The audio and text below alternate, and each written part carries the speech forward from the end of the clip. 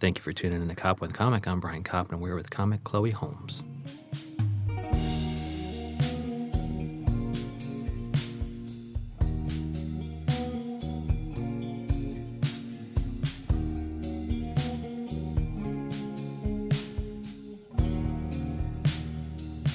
Chloe Holmes, how the hell are you? I'm doing amazing. How are you? Oh, I'm doing great. And let me know where we can see you do stand-up comedy on stage in New York City and where we can find you online. Ooh, I'm going to be at Lady Stardust this Monday. Ooh, where's that? Yeah, it's on 2nd and Avenue A. It's amazing. Jill Wiener runs the show. She's amazing for having me on. It's a great weekly show, always packed. Okay. And what kind of comics can they expect other than Chloe Holmes?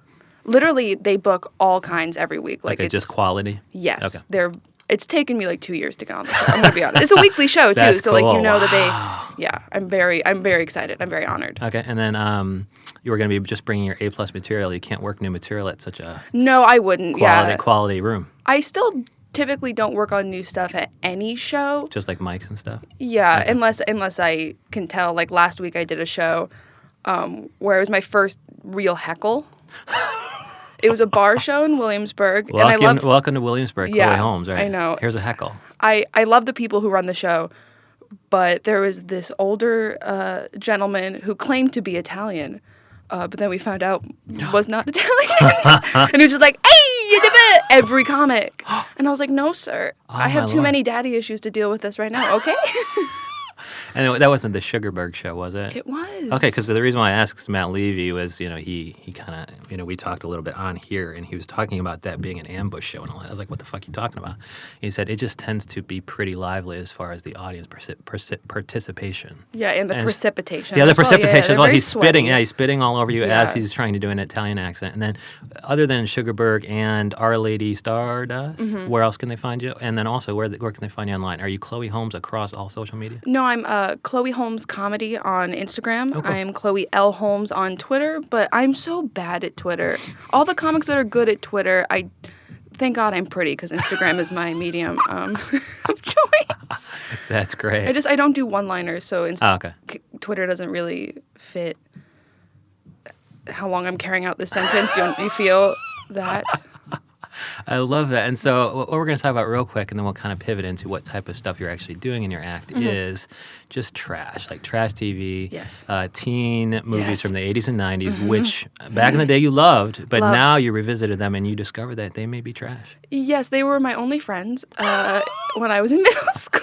And how come? Like, what about teen, and I guess they're teen comedies for the well, I guess Well, not. no, John Hughes Oh, okay. was a huge influence on me. angsty teen. Yes, teen I angst. was so angsty, so fat. I was a fat, angsty, sad girl alone at my dad's house because at my mom's house we didn't have a DVD player at the time. And so you had the John Hughes collection at your dad's house. Yeah, I had the Okay. John Hughes collection. My dad introduced me to John Hughes when I was 12, which I feel like was too young.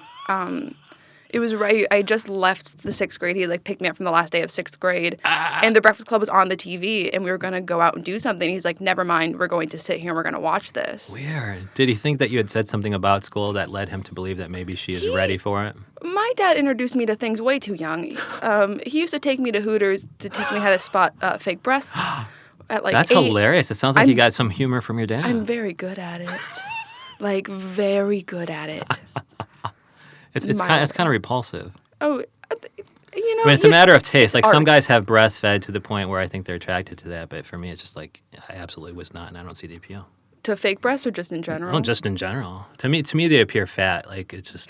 They are, I mean... And because I'm kind of bigger, like, I'd rather somebody with, like, a slim silhouette. And I heard, like, the Olsen Twins, like, one of them wanted to get him, and the other one was like, no, not at all, because I want to keep the slim silhouette. And so I think they both did not. I think that's so interesting that they have to still be this. I'm like, you don't have to do that. You both have to turn your keys. That's so funny. You're not doing the Parent Trap. You can look different. You guys are like fashion designers now with billions of dollars. I think you can make your own decisions. I think it's so interesting that people in fashion always dress the ugliest. Ah, yeah, they are pretty dumpy. Like those two, they dress fairly, the big baggy chic, bag lady chic. There's also I work in a restaurant, and there was someone who was a regular at the restaurant. I cannot say the name. Some famous person whose name shall go nameless. Yeah, who's in fashion, and he wore these hideous, huge, like those dad platform sneakers. Wow. And I was just like, you make shoes?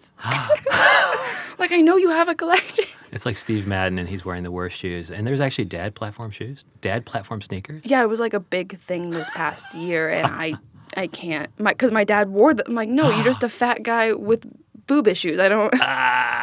Very triggering, truly. 2019 was a very triggering year for fashion. And so, as far as like the trash, though, like even, and I guess you've done serious studies on this. Like, you've actually, I don't know, went to school for something similar. I was so surprised to learn that you actually have some real book knowledge on trash, on trash TV, trash movies. I did my undergraduate at NYU, which is the most pretentious thing I've ever said. And I took a class when I was at NYU called The Cultural Politics of Bad Taste. Oh, and so was it just TV? Class. Was it just media, or was it just bad taste even extending to clothing and platform shoes? Well, I mean, let's be honest. I didn't do the reading. I do comedy. Come on. Yeah, I would think you could skip the reading in that class. Well, it was really interesting because it did kind of span all media, and then when we did papers, you could choose. I did a paper on this. Oh, I don't. This doesn't track anymore because I did a paper on Louis C.K. And this is before he was discovered to be a little bit of a creep. Okay. Mm-hmm. Wow. And so what did I guess what was the angle then? Like just him being a good comic, or the provocation he was talking about in his act? I did it was like a PowerPoint and a paper was my final. She did a PowerPoint on Louis C.K. I love it. No, that's on NYU a specific education bit. right there. It's worth every dollar of tuition. It was on a specific bit he used to do. Oh, cool.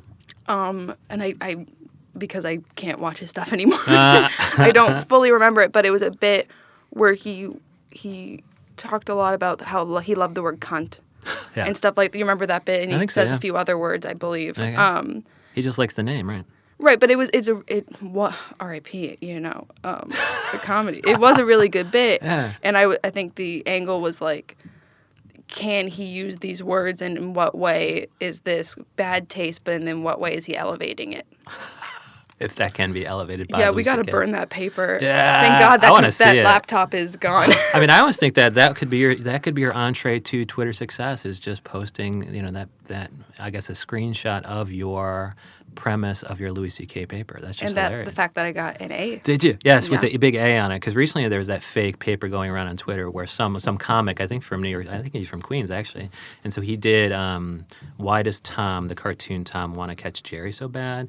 And so he actually did this fake paper, and he actually fake marked it up as if he was a teacher marking it down. I saw that. And he gave it the D, right? He gave it the D. That was fake? Yeah, it was absolutely fake. Oh, and so and some people were pissed off that it was fake, and some people were disturbed by the ethical implications if it was real. It's like, okay, if this is real, don't post your kids' papers online. And he's like, it's totally fake. But yeah, he was talking about the kind of step-by-step of, how it felt to be within a viral tweet.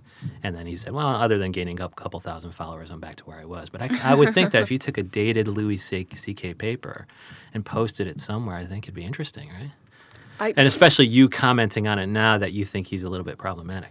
Right. I mean, or he is problematic. I would need to reread the paper first. We have to find that. Because I don't want to get into it, but like before, he was like a big influence on my comedy. Good. So now it's just like people ask like, "What are your influence?" And I'm like, I have to create a whole new list just to make sure. I mean, I think the list is still fine. He still was a good comic. I mean, there's certain bits where you shudder looking at how creepy he was. But it's also different being a female. Okay. I think I need to. I feel like I need to be more in solidarity with women. With the sisterhood. So I'm like, you know what? This is something that I was into before, but it doesn't need to be a part of my life now. Okay. It's like I've never seen American Beauty, and now I guess I won't. Yeah. Like it's Kevin Spacey's a little creepy in that movie too. But regardless, solidarity with fellow comics, because I guess it was the female comics who were most affected by his creepiness, right? And so that's relegated to trash. Now, speaking of trash. Sorry, let's get back to trash. Yeah, even something like Grey's Anatomy, which you had kind of mentioned earlier before the thing, and like it was a great show and things. Like, do you even consider that trash? And if so, why? Is it a little bit melodramatic and there's always an emergency happening every episode? I mean, it's a procedural at its core. Yeah, so each week you have new patients coming in just for that episode. You know, there's always something to solve at its core. It's a procedural, but it's on season 14. It's still on. God. I am fully caught up. That's saying a lot. That's saying a lot because most people like me will have fallen by the wayside. Like I got off the train at season 7 or something. Right? Yeah, I did. I got off at season 6 because I believe that's when they killed, spoiler, for 10 years ago, George O'Malley. I forgot who acted that.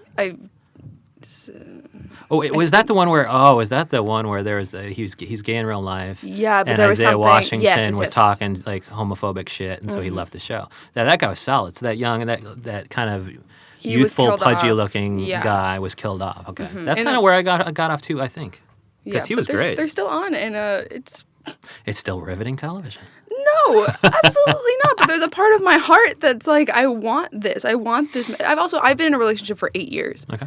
I'm 25. So you need some melodrama. Yeah, I like having that like weird, stupid, over sexual for no reason.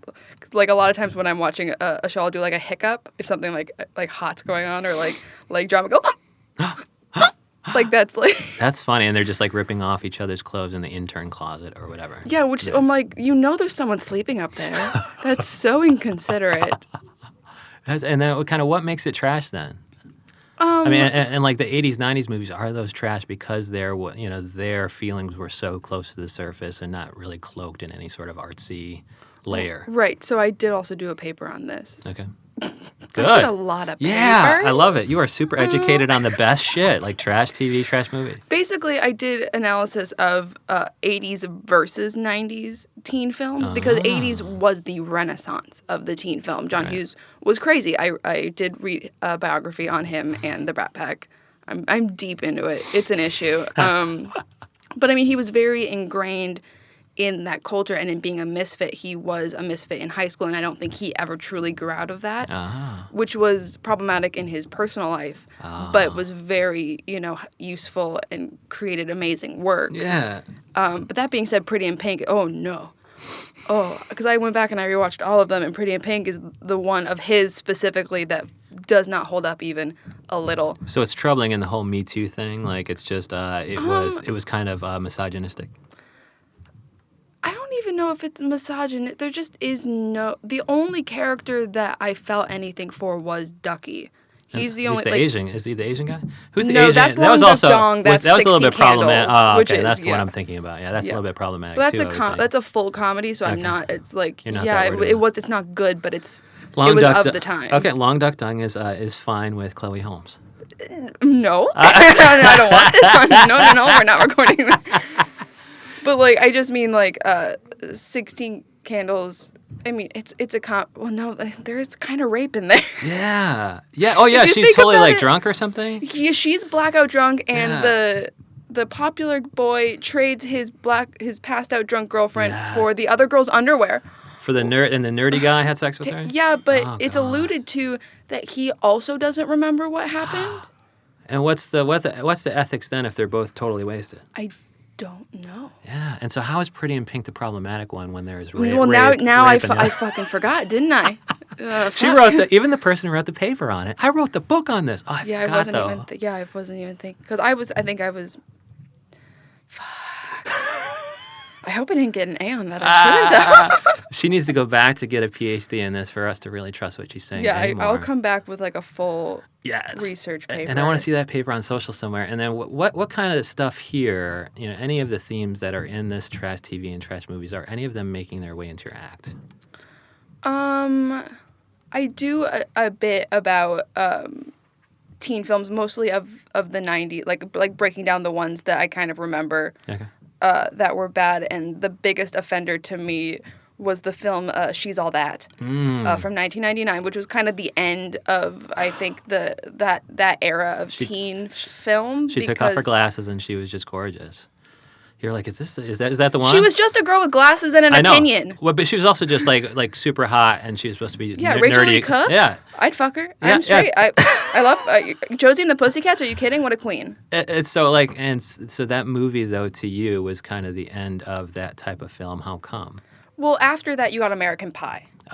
So that kind of ushered in. It was very male centric. Even more so because it was very sexual. Yeah. Whereas the teen films before then, I don't think were more. They weren't rated R. Truly, okay. Like that's kind of what. Besides The Breakfast Club, which was also a drama. Well, that's cool. You're kind of tracking the changes, and it also mimics the ratings they got at the time. Yeah. And so, these themes of kind of romance and stuff, are they making their way into your act at all? Like, are you talking about your 8-year relationship that you started when you were 17? Yeah, Which is really problematic from the statutory point of view. I hope he was also 17 or 16. Yeah, no, we didn't have sex till we were both 18. Cool. I did lose my virginity to him. Oh. So that's a interesting angle I come from for being a young comic. I don't have a dating act. Okay, good. Like I don't really do jokes about him. I do one joke about losing my virginity to one person with a I don't want to talk about his penis on air. But I also like it too. You're like, I lost my virginity to one person instead of 2 or 3. But so you are telling one joke about you're not really going into your relationship too much, and so like, is there anything else in your act that's autobiographical, or are you primarily observational? No, I'm very much autobiographical, but a lot of it's about my dad. Yes, and he about sounds being hilarious. Fat growing up, yeah. Okay. Yeah, my dad's also deceased. Oh. So that adds another layer to it. And do you talk about that? Oh, all the time. Oh, good. Like more than I should, probably. They're like, "Can you not?" I'm like, But you also have to deal with this stuff too, and so it's nice you're doing so through laughs. And I imagine there's somebody in the audience who also is kind of going through something similar. I hope so. Like that's part of the reason I started was to I was going through this and I felt very alone because I was an only child with my dad. I have a sister from my mom. Okay. And they were divorced, and he wasn't honestly a very likable person. Okay. He sounded funny. In a way that he made me like this, but to other people not as much. And I thought that I was going through that I was very alone, and I was like, I'm already kind of making jokes about this to me because that's my personality, and if someone else can connect to it, like instead of screaming into a void, screaming into a microphone for laughs. Yeah, that is so cool. And so they're going to see it Lady Stardust. Yes, Monday. Which is 2nd Avenue and A or something. Okay, and that's Lower East Side. Mm-hmm. Technically, it's like Alphabet City-ish, Lower East Side-ish. And that's like the best show. She's been trying to get on the show for years, and so she's going to be bringing her A+ game as the weekly show, and it's organized by Jill Weiner. Yeah. Okay, and then they can find you online, Chloe Holmes Comedy. Yeah, Chloe Holmes Comedy at ChloeHolmesComedy.com and Chloe Holmes Comedy on Instagram. She's got across all socials. That's how good of a comic she is. Chloe Holmes, thank you so much. Thank you so much.